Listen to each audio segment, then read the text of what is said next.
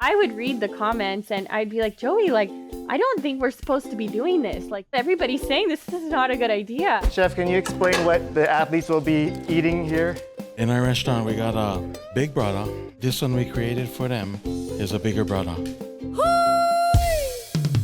Everybody gather, Mauka to Makai. We gotta take a good look inside.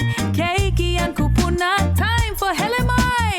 We work together so we can rise. Local business, non-profits too, doing their best for me and you. We're gonna celebrate the ones who make Hawaiʻi great.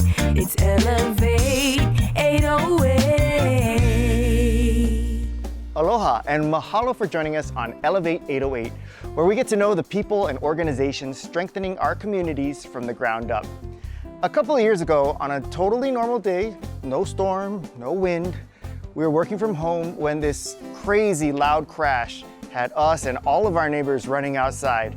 What happened was this massive branch had fallen from a tree up the hill behind our house right through our roof. And that was the first time that we had ever heard of Albizia. It's an invasive species that was introduced to Hawaii in the early 1900s to help prevent erosion. They're looking for a quick fix, and Albizia is one of the fastest growing trees in the world. But as you might guess, that kind of growth comes with some problems. Because it's so fast growing, it experiences sudden limb shear or self-pruning, where it'll drop massive limbs with no apparent cause. It doesn't have to be a wind event. It also doesn't develop a structural root system. So where monkey pod would have almost a mirrored root system as its canopy, Albizia is very small. So the whole thing can just fall over. I think we saw during Isel, communities were blocked in from the Albizia falling. It falls on power lines. And so because of that, our state, city and county, Kamehameha schools, OHA, all these large land managers spend a lot of money taking these trees down every year. And most of it was getting dumped, mulched, or sent to the landfill. And so that's where we saw an opportunity to redirect that waste stream into the productive economy. So is this? This is Albizia. Pretty rough, Most woods, if you look at like the eucalyptus, it's a lot smoother. So it's deceiving because starting, from a sawmill doesn't look very pretty, and then you start to mill it down and show you some finished stuff. Yeah. This was one of the original Dick brewers. So this was kind of how we started working with the brewer. It's always difficult to kind of acknowledge the reality that surfboards are quite toxic. But we were really inspired by kind of the older construction of surfboards with wood. So we had this kind of vision of intersecting, Albizia was planted 100 years ago, and now it's a huge problem. The surfboard used to be wood, and now it's quite toxic. So what if we can intersect these two problems to solve for each other's issues today? Our partner had worked with Dick Brewer, and he was kind enough to share his innovations during the 70s of the chambering method of constructing a wood surfboard. We started making it with Albizia because it's very similar properties to balsa. We don't make our own shapes. The idea was we'll collaborate with kind of legendary shapers to bring their boards into a wood model just to offer. So it wasn't we're trying to replace anything. It's how do we just add? These were the things we were messing around with during COVID to keep us busy. So this is a nice little serving platter for a charcuterie board. We started making lamps. This was quite a project to learn how to assemble lamps and source lamp parts during COVID. All we did was take naps. You guys made lamps. The idea came in my last year of grad school. When Joey was kind of deciding on what to write his dissertation on, he started on kind of his own track of what if we look into alternative building materials? So he started thinking about laminated paper and just all these different ways to build. And it was actually his chair of his dissertation committee, Judith, that recommended he go to the Lion Arboretum and check out the removal that was happening there. Just watching these trees come down were an overwhelming sight to not see those become something. Most of them did end up just going down into the ravine because before I was doing this work, nobody wanted Albizia. Some of the small sawmills that were starting to work with it found the dust a little more irritating. It does have a higher silica content. It's way more fuzzy. It's difficult to work with.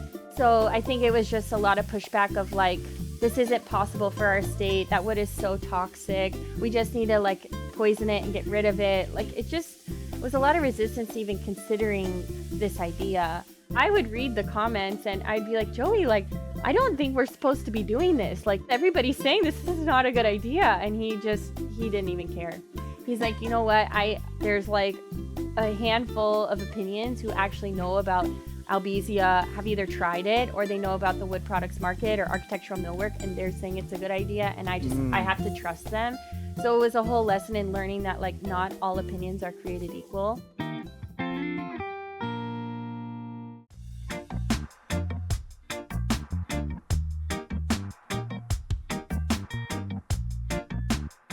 For his architecture dissertation, Joey built a 600 square foot structure using Albizia. You actually might have seen it over at UH Manoa. It was right across the street from the Y.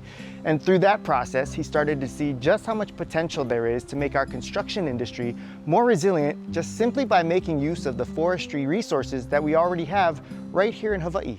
So there's plantations here, and these plantations can be a resource just like the Albizia. There's all kinds of beautiful species like eucalyptus, pine. There's a lot of different varieties out there that most people don't know we have on island. And if we're not properly managing them, thinning these forests, they become a huge risk. Eventually their life cycle ends and they become unusable.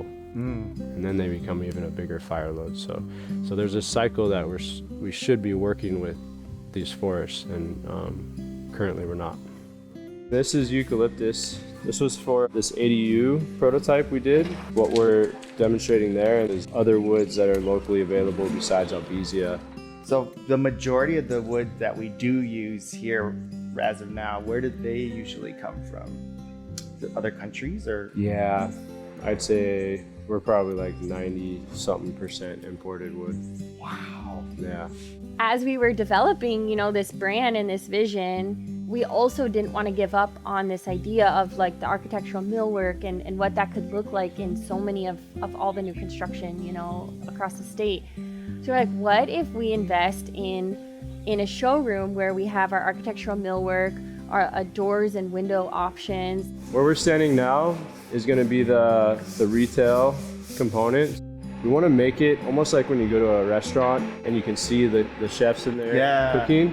We don't want to like close this off, so we're going to have, some type of clear, wall element where you can see in and see us working, but you won't get dusted out. Yeah. The millwork, the lumber processing, all of this is kind of the heart of it, where everything comes from and how we build. And then we've started to like kind of evolve into different operations, I think, that help to bring the community into the picture and actually be part of the process. Albizia, the coffee shop and surf shop, was a big one because it gave us like a physical presence and allowed people to come and like see what we can do, see the beauty in like our design and our work and our materials. When I had heard that you made a coffee shop, I did not expect. This is like a beautiful work of art. I think when you get Joey's design mind going and he can manufacture really anything out of wood, it's kind of like the sky is the limit. One of my favorite drinks on the menu is actually our mocha because we use our cacao sourced from Manoa chocolate, and I love supporting them. Yeah. And then we sweeten it with Pono Potions, which is another local producer. So I just feel like the mocha, it's traditionally like a Ghirardelli syrup that you just buy at the store, and it's in a plastic container, and it's like ours is like actually supporting these really amazing companies that are bringing value-add ag products to the global market. And it, being able to see the ripple effect of this place, it really helps me understand how powerful it is, where we spend our dollar and the impact of it. What I'm able to pay my employees and how many hours I'm able to give them and all these vendors I'm able to use and support. It's like, it really is so impactful when you think about where you spend your $7 on a coffee or even your $10,000 on your home renovation. It really makes a difference. It's not often that we come across another married couple doing business together. So what has that been like for you? It definitely has its challenges. I think it's just always finding appreciation and gratitude, even in the moments where you're very frustrated. So I think it's a combination of communication and just like faith and trust in the process, that the way knows the way, and it's not always going to be up to me. What's harder, running a business with your wife, opening up businesses like a coffee shop, a yoga studio, running a farm, or raising children? Oh, children are pretty high on the list. I'd say. They're all kind of equal, and we love it all, and it's all like complete chaos at the same time. Something you might not know, it's just me and my wife Jamie behind this show, sharing Hawaii's real stories with support from Hawaii State Federal Credit Union. But during these difficult times, we've been covering much of the cost ourselves to keep the show going. If you believe these stories deserve to be seen and celebrated, we invite you to join us. Visit our website to see how your support can help us continue sharing the good happening in our communities.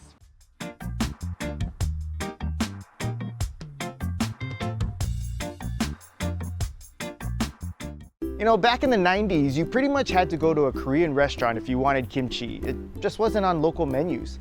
But Big City Diner changed that. Let's head into the kitchen with their head chef to learn how to make Grandma's incredible kimchi fried rice and get the story behind how this bold, flavorful dish made its way from Grandma's house into Hawaii's food scene. First thing we got right there, sesame oil. Okay. So sesame oil at home, you know, you can use anything, bacon, fat, whatever. We got onions, so we want to use basically the aromatics, you know, bring out the flavors first. Yeah. And get that to start cooking. So how old were you when you started the restaurant? My mid-30s, Mid-30s? 35, let's say. Everyone's like, hey, you've been in this business since you were 16 years old, right? Work from dishwasher to manager to a small partner. Gotta do it before you get married, before you have kids, right? Because this is life-changing, man. Yeah. You're there literally 7 days a week, day and night, day and night. Was that always your plan, was to get into the restaurant? Not at that age, but I used to go with my father, and he invested in Pizza Bob's and all that, so I would go along and sit in the meetings. My Uncle Bob, that's my mom's cousin who did Pizza Bob's. Ah, okay. Like they roll out blueprints and they talk about stuff. I go, and then I'm a little kid, I'm like, wow, that's pretty interesting stuff. Food came to watching my grandparents and my mother, my auntie and uncles cook. My grandparents from Maui, and he was a Boy Scout director for the Maui County. Boy Scouts very self-sufficient. He would take us into the forest, we'd go clip ferns and we take them home and cook them. Oh, we don't wow. buy bamboo shoots from the store. You go to the bamboo forest and you get bamboo shoots, you know? Wow. You don't go get juice, Hawaiian sun juice. Yeah, You yeah. go in the backyard and you get lilikoi, you get fresh lemons, you get guava. And I could remember my grandmother getting the blender, and she washed the guava and she cut it in half, and she wouldn't scoop it out. She would just throw the whole thing inside. But people loved it because it was so fresh. One thing that people tend to do is build up a pile. Yeah. So you want it to be flat. It'll cook faster and it'll caramelize, bring out all the different flavors. Okay, now we got kimchi. Okay. Just throw the kimchi right on, same thing. Just Toss keep it up? Yeah. The kimchi fried rice, Yes. I'd be like, this must be good because it says it's grandma's. Whose grandma is this? So my mom's mom in Mary Ota in Wailuku, every time we went to visit them, she would make kimchi. So I remember going to my sister's wedding, and you know how sometimes between the wedding you get snacks or whatever, and people got, they got an hour or two to spare or whatever, taking pictures. So she made all these turkey sandwiches, and like, everybody's eating like, oh my gosh, what is this? It was like turkey and kimchi, man. We're gonna go to a wedding. Everybody's gonna smell like kimchi. We use cold rice. So now you're just trying to mix everything together. We just add some peas, little sweetness, little color. And then the last thing we're gonna go with that is some sauce after that. You haven't kicked me out of the kitchen yet, Not yet, so I not feel yet, like not yet. I'm doing okay. Not yet. But again, we only have one item working, so you need about 8 more to start, yeah, pretty soon. Have you served turkey sandwich with kimchi yet? I never did, you know. How could you not? This is a special Well, story in your life. It's good, you know. You gotta try it. It sounds awful, Yeah, it sounds terrible. but it's good. It's good. Yeah, we should put that on in memory of Grandma. Yeah. if you go to the middle, like you can drop it on. Basically, it's kind of showing a spot, right? Oh no, I'm making a mess, sorry. What would you rate this? Actually, it looks pretty good, with the exception of the green onion. It's a little The one thing that I It's a did. little crazy over there, but yeah, nice. What is your connection with UH and the athletics department? So athletics in general, Oh. right? I believe in the student athlete. So we support a lot of schools as far as HPU, Chaminade, but the big one is the University of Hawaii, right? As well as the high schools. We've been a partner with the university for, gotta be over 25 years, long time. Also, on top of that, we're with Brotherhood Grinds and Sisterhood Grinds, where we feed the student athletes, because there's certain times of the year where they're not covered by scholarships, so they don't have food. Yeah, I don't know if there's like 40, 50 restaurants that jump on board with the program, and we can help provide meals for the teams and coaches. Okay, so why all the talk about UH? Well, coming up after the break, it's Rainbow Warrior football versus volleyball in a showdown that you definitely didn't see coming.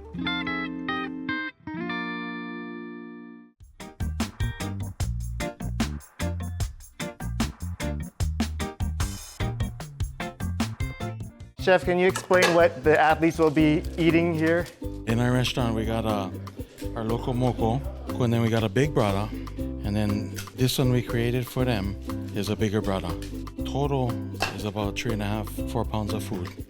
My name is Alex Parks. I'm from Kaimuki, Oahu. I'm 6'7", 210, and I play middle blocker for the University of Hawaii men's volleyball team. And what is your favorite food aside from this crazy local moko? Say lalo and poi. My name is Dean Brisky from American Samoa. Favorite food, seafood boil, Indian food, Samoan food, sushi, palusami. Yep. I said food, singular, and he named about 20 dishes, so. My name is Victor Lowe. I'm from Santa Monica, California, and I am 6'6", 190 pounds. And what position do you play? I play setter. Hi, my name is Lester Loisene. I'm from American Samoa. My favorite meal is seafood boil. I'm 6'3.5", and I'm 235. What position do you play? Defensive end. All right. Whoa, my gosh, you're even taller than those guys. How's it, guys? I'm Kaino Wade, and I'm from Kailua, Oahu. And what is your height, weight, and what position do you play? I'm 6'9", 195 pounds, and I play opposite. So when you said 195 pounds, I heard a lot of laughing and I giggling know, what's here. that about, guys? Come on. Yeah. Dijon Benton, I'm 6'1", 270. I play defensive tackle, and I'm a senior. Are you locked in? Is this like not a game for you right now? Right now, I gotta use the bathroom. This could be a very interesting episode of Elevate 808. I thought you would go before to empty it out, you know? No? Well, my mother's cooking just now kicked in, so, you know. Well, let's give a shout out to your mother because I overheard she shipped stuff to you. Yeah. So how For did all my West Africans, cassava leaf, rice bread. Indeed, that's what I ate. How much did you eat of that before this? I had 2 meals. What? I had 2 Did you know what you signed up for today? No, look, I didn't expect all of this. So the rules of this is it's a speed eating contest. They've got these plates of food in front of them. We've got a timer of 5 minutes just because we don't want to torture them. But whoever can finish their food first or has eaten the most food in less than 5 minutes will be the winner. Team football versus team volleyball. Gentlemen, are you ready? Let's go. All right, in 3, 2, 1, let's go, go, go, go! You look like you're doing like the whole thing with the drinking the water and like this is like a competitive eating contest for you. How does this compare to a nice seafood boil right now? Yeah, I couldn't have said it any better myself. How long have you been growing the mustache for? It's quite a beautiful stash, by the way. Yeah, 3 months maybe. 3 weeks, 3 days, 2 days. 2 hours. 2 hours. All right, time is up. 5 minutes have passed. Don't look at each other's plates. I haven't looked. Nobody look at each other's plates. All the patties, all the eggs gone. I think I'm proud of myself for this performance. I'm proud of you too. Thank you so much. One person I'm not proud of is you, my friend. Because you 100 came, pounds more than me. thought you were locked in. Hey, you know, What went wrong for you? Something went wrong. Yeah, obviously, right? What went wrong was we only had 5 minutes to finish this. If So it's about we had about 10. I could have finished this. I looked up a minute into the 5 minutes. He's like halfway done.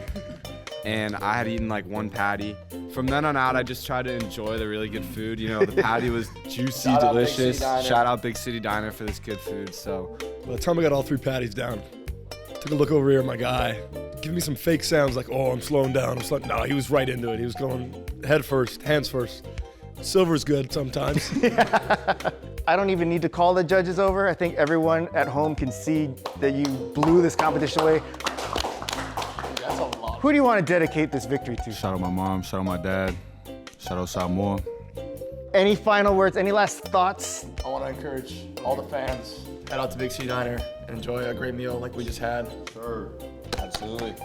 I think these volleyball players are going to make great spokespersons for Big City Diner. One person who wouldn't be, this guy. Big mahalo to Albizia Project, Big City Diner, and of course, the UH athletes for being down to have some fun with us.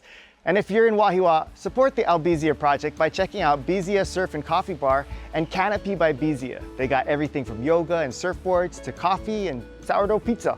And of course, there's no diner finer than Big City Diner. You can find them in Waipio, Kailua, Pro Ridge, and Windward Mall. And who knows, maybe one day you'll see Grandma's turkey kimchee sandwich on the menu. Well, that's it for this episode. I'll see you next time. Aloha. I do want to give credit to Kehaulani Lum and Uncle Bruce Kehaulani. They approached us while we were building our structure at UH, and they were the ones that were stewarding this 2-acre Albizia. It was an Albizia forest at the time, and we worked together to take down the Albizia and then in partnership with the community have monthly work days, and that was back in 2020. And they were the ones who really educated us about this mindset of how do we all win? How do we all work together? Their ability to always find compassion for the issues that Hawaii faces has always inspired me, because if they can find peace with the way things are today, so can I. And then you just keep moving forward. I'm curious, what goes into a good seafood boil then? So you gotta have crab, king crab, Nice. crawfish. You gotta have the mussels. You gotta have the clams, and then you gotta go with the garlic sauce, because the garlic sauce tell you onoba. What is in the garlic sauce aside from garlic? Just garlic. So just